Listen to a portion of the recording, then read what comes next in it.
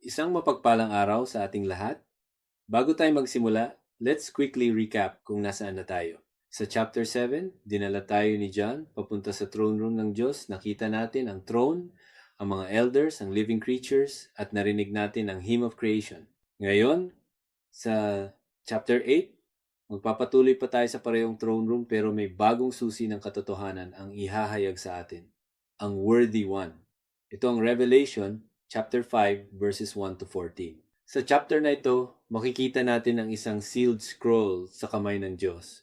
Isang matinding paghahanap para sa isang taong karapat-dapat na magbukas nito at ang kamanghamanghang paglitaw ng isang totoong karapat-dapat si Jesus Christ, ang Lion of Judah at ang slain lamb. Key verse natin ngayon, worthy is the lamb that was slain to receive power and riches and wisdom and might and honor and glory and blessing. Mula sa Revelation chapter 5 verse 12. Okay, let's begin. Tignan naman natin ang scroll with 7 seals base sa Revelation chapter 5 verse 1. I saw in the right hand of him who sat on the throne a book written inside and on the back, sealed up with 7 seals. Ano ba talaga ito? Isang scroll, hindi isang book, isang mahabang piraso ng papyrus o balat ng hayop na nakaroll mula sa magkabilang dulo. Ang written inside and on the back ay nangangahulugang puno na ito. Walang natitirang espasyo. Ang sealed with 7 seals ay ang pinaka-secure na dokumento na posible. Ngayon, ang Roman legal context.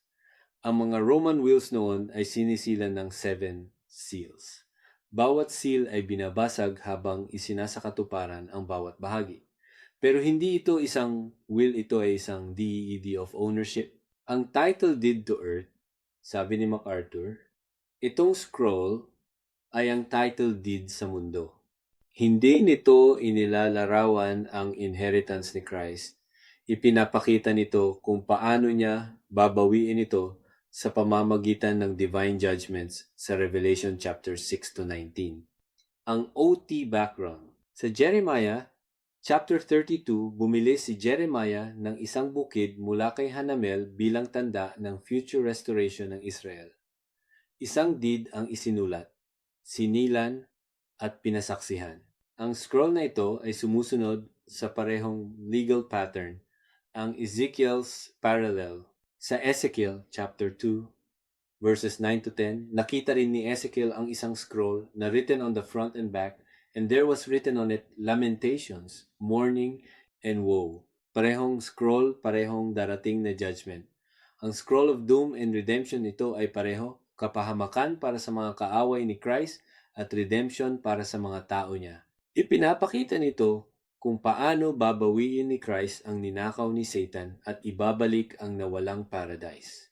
At bakit 7 seals? Ang pagbukas ng bawat seal ay nagsisimula ng isang specific na divine judgment sa Revelation chapter 6. Ang ikapitong seal ay naglalaman ng 7 trumpet judgments. Ang ikapitong trumpet ay naglalaman ng 7 bowl judgments, telescoping judgments. Ngayon, ang search for the worthy one base sa Revelation chapter 5 verses 2 to 4. Una, ang proclamation, verse 2. Isang malakas na angel, hindi pinangalanan, malamang si Gabriel o si Michael, ay nagproklama ng may malakas na boses para maabot ng paghahanap ang bawat sulok ng buong universe. Who is worthy to open the book and to break its seals? Panggalawa, ang silence. Verse 3. No one in heaven or on the earth or under the earth was able to open the book or to look into it.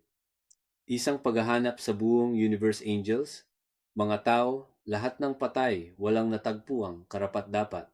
Ang katahimikan ay nakakadurog. Ang kasaysayan ng sangkatauhan ay nakasalalay sa sagot. Pangatlo, ang John's weeping. Verse 4.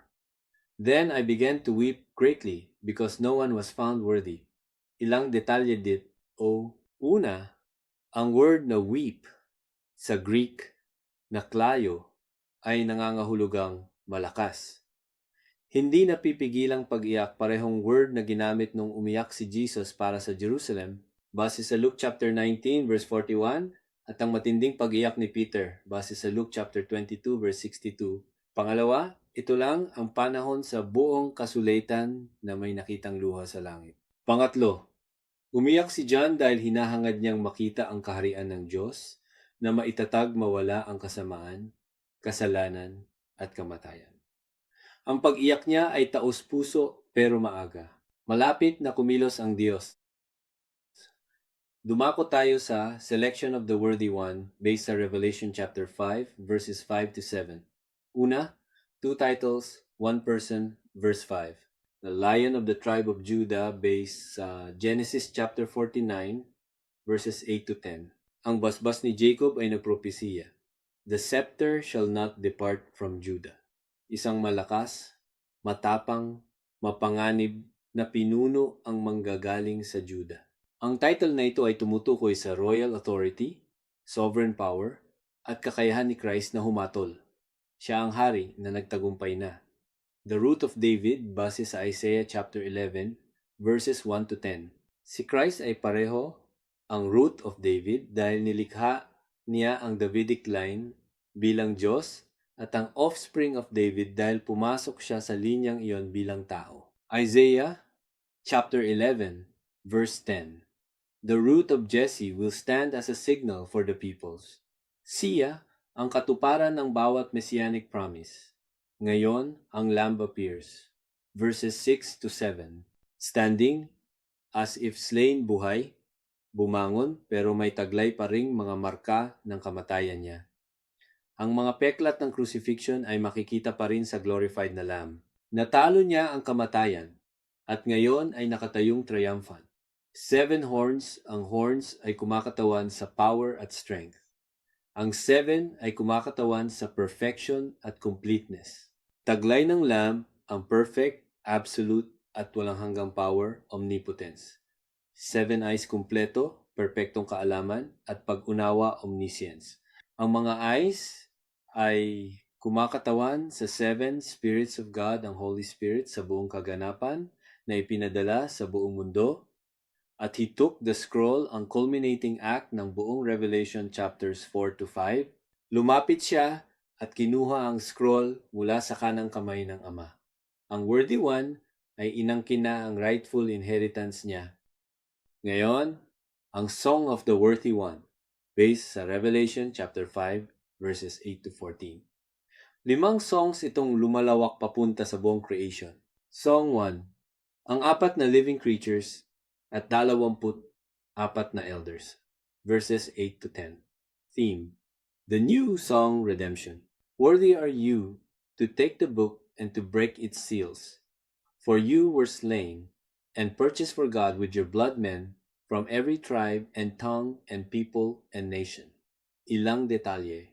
Una, mga harps na tupad na propesiya plus golden bowls of incense, mga panalangin ng mga saints na sa wakas ay nasagot na. Pangalawa, ang new song, isang awit ng redemption. Inaawit sa buong kasulatan sa mga sandali ng divine deliverance.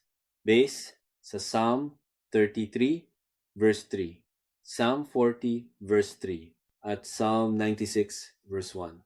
Pangatlo, purchased men from every tribe, ang global reach ng atonement ni Christ. Namatay siya para sa mga taong ganap na naiba sa isa't is. A. And made them a kingdom and priests to our God. Royal dignity at priestly access para sa lahat ng believers. Song 2, myriads of angels, verses 11 to 12. Theme, worthy is the Lamb sevenfold praise. Worthy is the Lamb that was slain to receive power and riches and wisdom and might and honor and glory and blessing. Ilang detalye. Una, myriads of myriads. Hindi bababa sa 100,000,000 angels, ang pinakamataas na Greek number ay 10,000 na tinatawag na myriad. Pangalawa, 7 attributes. Power, riches, wisdom, might, honor, glory, blessing, perfection, at completeness ng papuri. Pangatlo, hindi kayang awitin ng mga angels ang new song ng redemption. Hindi sila kailanman na-redeem, sila ay nagsasalita lang. O say tanging ang mga redeemed lang ang umaawit. Isunod natin ang Songs 3 to 5, ang Expanding Chorus, base sa Revelation chapter 5, verses 13 to 14. Song 3, Bawat Nilikhang, bagay sa buong creation, verse 13. To Him who sits on the throne, and to the Lamb, be blessing and honor and glory and dominion forever and ever. Bawat nilikhang bagay sa langit, sa lupa, sa ilalim ng lupa, sa dagat. Ito ang pinaka-comprehensive na statement sa buong kasulatan ng Universal Worship. Kapwa ang Diyos Ama AT, ang Lamb, ay tumatanggap ng pantay na worship, isang makapangyarihang declaration ng deity ni Christ. Song 4, ang apat na living creatures, verse 14 na. Amen? Ang solemn affirmation, let it be, make it happen. Ang cherubim na pinakamalapit sa throne ng Diyos ay idinadagdag ang thundering seal of approval nila sa cosmic chorus. Song 5, ang 24 na elders, verse 14b. They fell down and worship. Walang mga salita ngayon, pagpapatira pa lang. Ang raptured church na narinig at sumali sa pinakadakilang chorus sa buong universe ay maari na lang magpatira pa sa silent, overwhelming worship. Sabi ni MacArthur, the stage for God's ultimate plan has been set. Soon this mighty host will march out of heaven to execute judgment, gather God's people, and return with Christ when He sets up His earthly kingdom.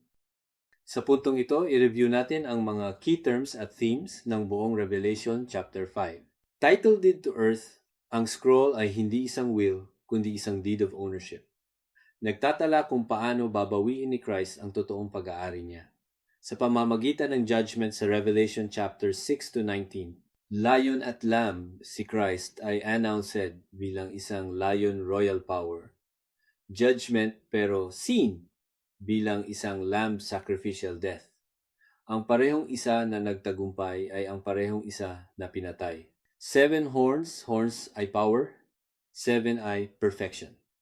Taglay ng lamb ang ganap na perfect, walang hanggang power omnipotence. Walang kaaway na makakapigil sa kanya. 7 eyes perfect, kumpletong kaalaman omniscience. Ang 7 spirits of God, ang Holy Spirit, sa buong kaganapan ipinadala sa buong mundo. Walang natatago sa kanya. Golden bowls of incense kumakatawan sa cumulative na mga panalangin ng lahat ng believers sa lahat ng ages. Bawat panalangin inialay ng mga tao ng Diyos ay napapanatili at malapit ng sagutin.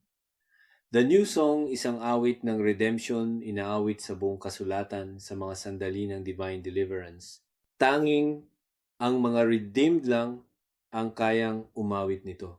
Hindi kaya ng mga angels, hindi sila kailanman na-redeem. Sevenfold, praise, power, riches, wisdom, might, honor, glory, blessing, 7 attributes na kinikilala bilang kay Christ ng mga myriads of angels, completeness ng papuri, worthy. Sa Greek na axios, ang ibig sabihin ng word na ito ay of equal weight. Karapat-dapat siya sa papuri sa parehong sukat ng ginawa niya. Si Christ ay tinimbang sa scales ng eternity at natagpo ang ganap na karapat-dapat. Discussion time na tayo. Bibigyan ko kayo ng ilang minuto para pag-usapan itong mga tanong na ito. Section A muna, understanding the text. Question 1. Ang scroll ay ang title deed sa mundo, ang record kung paano babawiin ni Christ ang inheritance niya. Bakit hawak ito ng Diyos Ama? Ano ang sinasabi ng role ng Ama sa scene na ito tungkol sa relationship ng Ama at ng Anak? Question 2. Umiyak ng husto si John dahil walang natagpuang karapat-dapat. Sabi ni MacArthur, ang pag-iyak niya ay sincere but premature.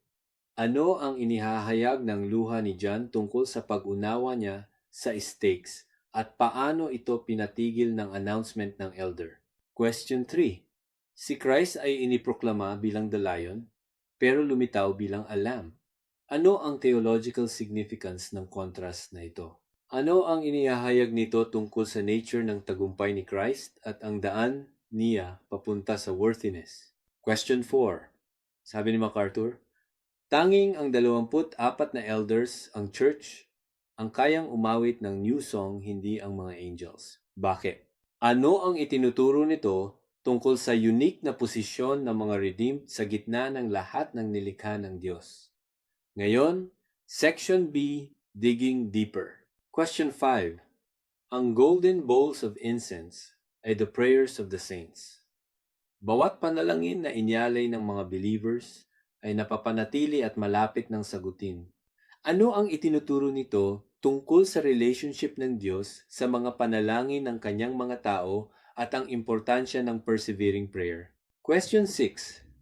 Ang sevenfold praise ng mga angels ay may kasamang riches, tumatanggap si Christ ng riches.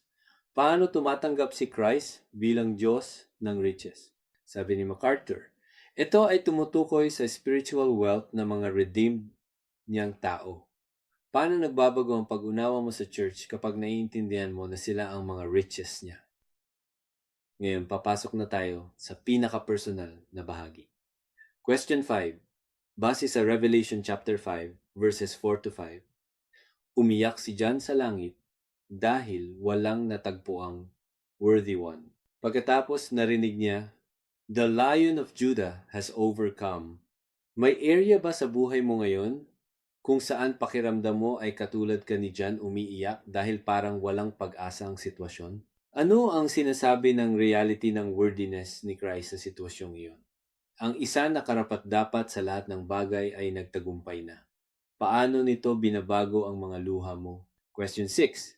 Base sa Revelation chapter 5 verse 8, ang golden bowls ay naglalaman ng mga panalangin ng mga saints. Bawat panalangin na inialay ay napapanatili at malapit ng sagutin. May mga panalangin ka bang sinuko mo na mga panalangin na taimtim mong idinasal noon pero tumigil ka dahil parang walang nangyari? Ano ang sinasabi sa iyo ng larawan ng golden bowls na ito? Pangalanan ang isang specific na panalangin na kailangan mong simulan muli o ipagpatuloy. Question 7, base sa Revelation chapter 5 verse 9. Sinasabi ng New Song, "You purchased for God with your blood men from every tribe and tongue and people and nation." Ang global scope ng atonement ni Christ ay ibig sabihin namatay siya para sa mga taong ganap na naiba sa iyo. Paano hinuhubog ng katotohanan ito ang attitude mo sa mga tao ng ibang cultures, races, o backgrounds at ang passion mo para sa world missions? May people group o culture ka bang nakaligtaan sa mga panalangin mo? Idagdag mo sila this week. Ito na ang memory verse natin ngayon mula sa Revelation chapter 5 verse 12, NASB translation. Basahin natin ito ng sama-sama. "Worthy is the Lamb that was slain to receive power and riches and wisdom and might and honor and glory and blessing." Apat na salita ang dapat nating dalhin sa buong linggo. SLA, hindi natin makakalimutan kung ano ang halaga ng worthiness. Niya ang kamatayan niya sa krus. Worthy, ang Greek word na axios of equal weight. Karapat-dapat siya sa lahat ng papuring maiaalay natin. Sevenfold praise power, riches, wisdom, might, honor, glory, blessing kumpleto, at perpektong papuri. Forever, hindi ito panandaliang worship, ito ay magpapatuloy magpakailanman. Dalhin ninyo itong apat na salita buong linggo, slain, worthy, sevenfold praise, forever. Isipin niyo yon sa gitna ng darating na mga judgments, ang unang bagay na kailangan nating makita ay hindi ang kadiliman ng tribulation, kundi ang liwanag ng isang karapat-dapat na humahawak sa lahat ng bagay. Para sa personal study nyo this week, narito ang 8 cross-references na directly connected sa ating pinag-aralan. Gusto kong i-highlight ang 3 dito.